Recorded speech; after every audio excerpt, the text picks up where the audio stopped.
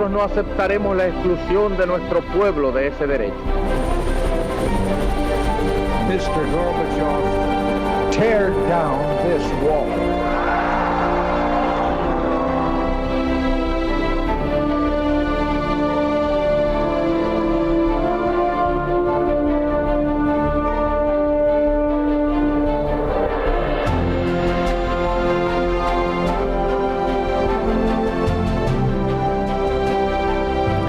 Buenas noches, señoras, caballeros, bienvenidos a Tiempos Modernos.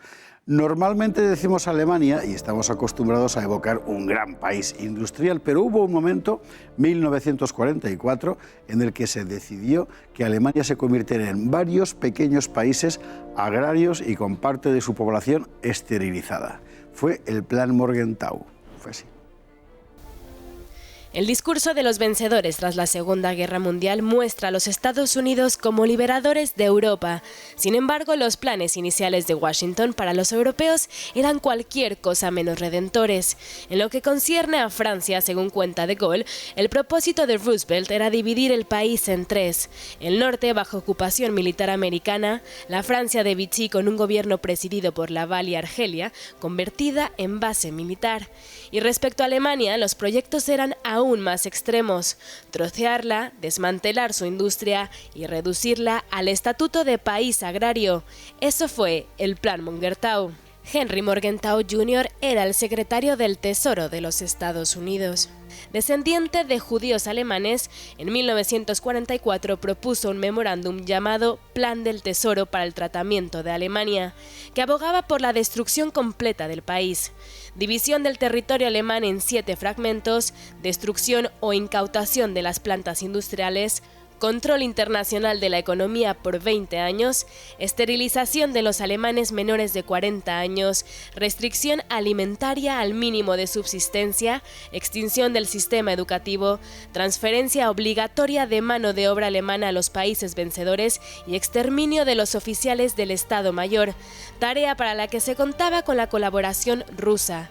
Los norteamericanos no fueron los únicos en proponer medidas tan drásticas.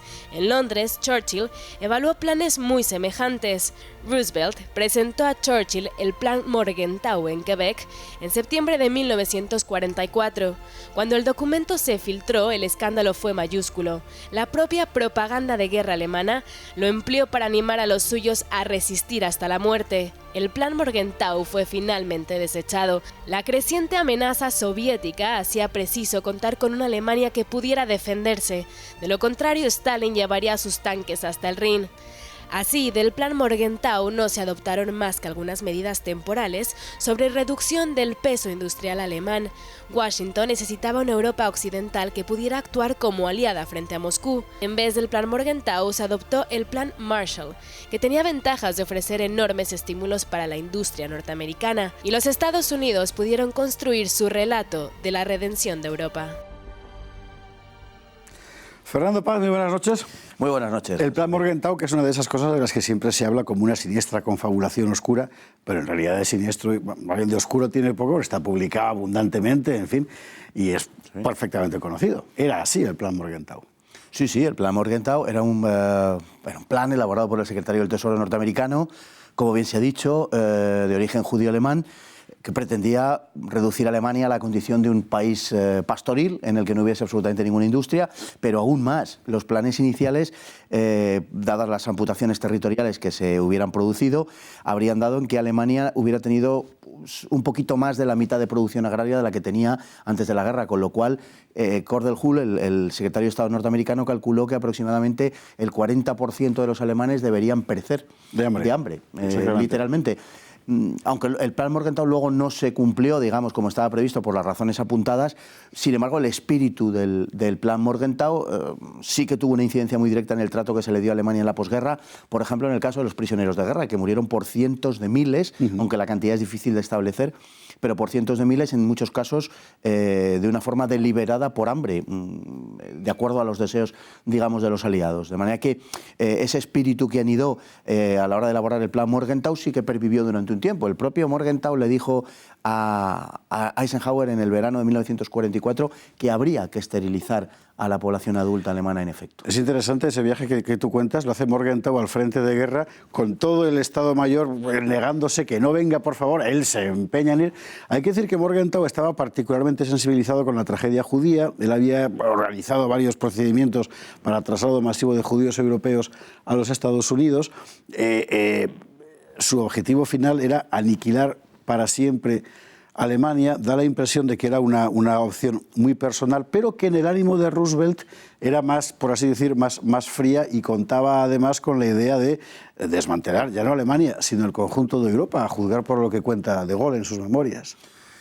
Claro, efectivamente había un propósito inicial, digamos, un rechazo de lo que era específicamente alemán. Lo que se pretendía eliminar no era el nazismo, sino Alemania, porque ellos entendían, y en esto coincidían con Hitler, obviamente, que el nazismo era la quinta esencia de lo alemán. Y por tanto no era más que la expresión de los instintos más hondos del pueblo alemán que se había manifestado pues mediado del siglo XX en forma de nacionalsocialismo, pero que en definitiva no era más que, como digo, la expresión de la cultura alemana. Por tanto, lo que había que hacer era acabar con Alemania, no tanto con esa manifestación ideológica, sino con la propia Alemania, con la cultura alemana. De ahí los intentos de sustitución de la población, entre otras cosas, ¿no? Y efectivamente Roosevelt, desde fecha muy temprana había dado muestras de ese espíritu antialemán, igual que lo había hecho el propio Churchill, ¿no? Que llegó a decir a comienzos de la guerra, hay algo menos de 70 millones de unos, que eran como llamaban a los alemanes despectivamente, ¿no? Hay algo menos de 70 millones de unos malvados. Dijo, algunos podremos reeducarlos, pero a una buena parte tendremos que exterminarlos. Y quiero decir que son palabras de Roosevelt antes de que Estados Unidos entre en guerra. Churchill, por cierto, muy influido también por otros ex-alemanes, como se les llamaba en el gabinete británico, que luego Anthony Eden, por ejemplo, vituperará sin fin. Hay que decir una cosa, y es que cuando se filtraron estos documentos, todavía en plena guerra, a finales del 44, surtieron un efecto devastador en cualquier posibilidad de paz, porque en aquel mismo momento había una parte importante del Estado Mayor alemán e incluso del partido tratando de llegar a acuerdos por separado con ingleses, americanos, etcétera, y conocer este plan hizo que todo se viniera abajo, razón por la cual el general Marshall, el del famoso plan después, puso a Morgenthau, en fin, a caer de un burro. Claro, es que digamos que la filtración de todo esto, lógicamente daba la razón a la propaganda de Goebbels, sin duda ninguna. Claro. Porque había habido una declaración en Casablanca en enero de 1943 de rendición incondicional, de exigencia de rendición incondicional que abocaba a Alemania a luchar hasta el final, lógicamente, porque no había ninguna posibilidad de negociación.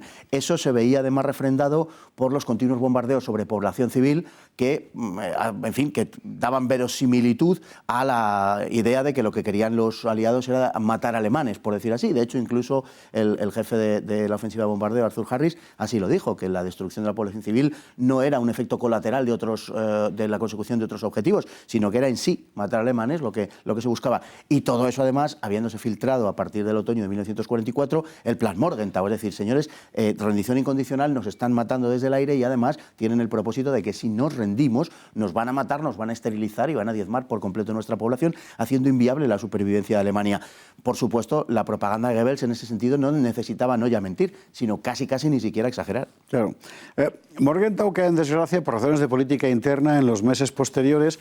Roosevelt va a morir poco más tarde. Es decir, que al final, digamos que todo cambia, pero sobre todo hay un elemento nuevo que aparece en el horizonte, que es que la Unión Soviética no iba a contentarse con apoderarse de Polonia o de parte de ella, sino que se convierte en una auténtica amenaza para los ingleses en Europa Occidental. El plan Morgenthau es muy importante porque, primero, porque expresa una convicción muy profunda. De hecho, Eleanor Roosevelt, la mujer del presidente, decía que Morgenthau es la conciencia de Franklin. Es decir, que los puntos de vista de Morgenthau conformaban con mucha precisión lo que luego iba a desarrollar Roosevelt. Los soviéticos, cuando también tuvieron ellos conocimiento del plan Morgenthau y la política que pensaban desarrollar los aliados, naturalmente fueron mucho más hábiles. A la vez que los aliados occidentales formulaban este tipo de políticas, Stalin cambió radicalmente las suyas. Y fue cuando lanzó aquel eslogan, en los últimos días de la guerra y comienzos de la posguerra, que decía: los Hitlers van y vienen, pero el pueblo alemán siempre permanecerá, ¿no? Es decir, que trataba de desligar el nazismo de Alemania, exactamente lo contrario de lo que estaban haciendo los aliados. sin duda ninguna. Y hubo una tensión muy fuerte, lógicamente, en el comienzo de la Guerra Fría, hasta tal punto que en las semanas finales de la Segunda Guerra Mundial y en los meses inmediatamente posteriores, los británicos elaboran lo que se llamó la Operación Impensable, que era una operación de ataque a la Unión Soviética, precisamente a partir de territorio alemán y contando con buena parte de la oficialidad alemana que estaba hecha prisionera en los campos de concentración. Hay que decir que finalmente, a partir de mayo del 45, Alemania queda despiezada, es verdad, aunque la conformación final no va a ser la que quería Morgenthau. Las restricciones en el plano industrial se aplican con mucha severidad también en esos años, y no es hasta el 48-49 cuando empieza a aplicarse el Plan Marshall que el paisaje empieza a cambiar. Claro, porque no les queda más remedio, por decirlo así. El planteamiento, que se ha explicado muy bien en el vídeo, afectaba fundamentalmente a Alemania, pero no solo. Lógicamente, detrás de todo esto había una idea que era sustituir el protagonismo de Europa en el mundo. Y entonces, en origen, claro, era acabar con ese poder de Alemania, con el poder de Francia, y en definitiva lo que había pasado es que 3 grandes imperios extraeuropeos habían derrotado a Europa. Esa era la lectura final de todo este asunto, sobre todo visto desde el punto de vista norteamericano. Pero el estallido de la Guerra Fría, el enfrentamiento entre los antiguos aliados, hace que los norteamericanos rápidamente tengan que cambiar de política. También la muerte de Roosevelt, porque al llegar Truman al gobierno en abril del 45, que estaba absolutamente desinformado de todo lo que pasaba, porque Roosevelt le tenía en la inopia, se dio cuenta de lo que pensaba hacer Roosevelt y era una locura, evacuar inmediatamente a todas las tropas norteamericanas de Europa. De tal manera que diseñó una política completamente distinta. Fue una política de ayudas por mor de la necesidad de plantarle cara a la Unión Soviética, que dominaba media Europa y que amenazaba con dominarla toda en el espacio de semanas si no se le interponía un ejército como estaba ocurriendo en Yugoslavia o en Grecia, por ejemplo, donde las guerrillas comunistas estaban acercándose. En Yugoslavia, de hecho, se cobraron el poder.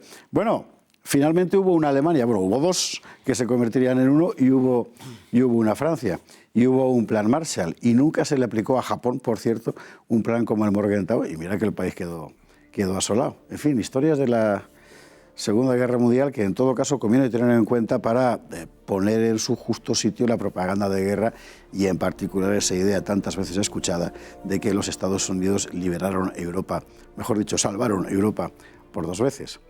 Realmente pues, no era esa su intención. No lo era. Fernando Paz, muchísimas gracias. Un placer. Y a ustedes, como siempre, hasta un próximo programa de Tiempos Modernos.